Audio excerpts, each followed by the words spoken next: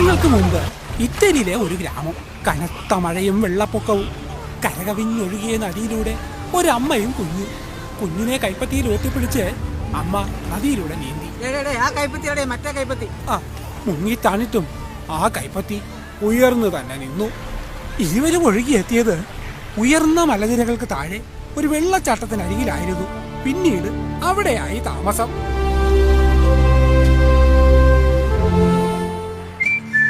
അമ്മ കാണാതെ എവിടെയെങ്കിലും പോയി ഒളിച്ചിരിക്കുക, മണ്ടത്തരങ്ങൾ ചിന്തിച്ചു കൂട്ടുക, ഇത്തരം ലക്ഷണങ്ങൾ കുട്ടിക്കാലത്തെ മകൻ പ്രകടിപ്പിച്ചിരുന്നു. ഇത് അമ്മയെ കുറച്ചൊന്നുമല്ല വേദനിപ്പിച്ചത്. ഒരു ദിവസം ഉച്ചയ്ക്ക് മലയുടെ ഉച്ചിയിലെത്തണമെന്ന് അവര് തോന്നി. കയറിയ പാടെ താഴെ എത്തി. കയറിയും വീണും ശീലമായി. ഒരു വട്ടം 10 അടി മുകളിലെത്തി. അപ്പോഴാണ് ആ കാഴ്ച കണ്ടത്. ഒന്നും ആലോചിക്കാതെ എടുത്തങ്ങ് ചാടി. ചാട്ടവും നോട്ടവും പിഴച്ച് പിടിവിട്ട് താഴേക്ക് വീണപ്പോ ഉറക്കെ നിലവിളിച്ചു.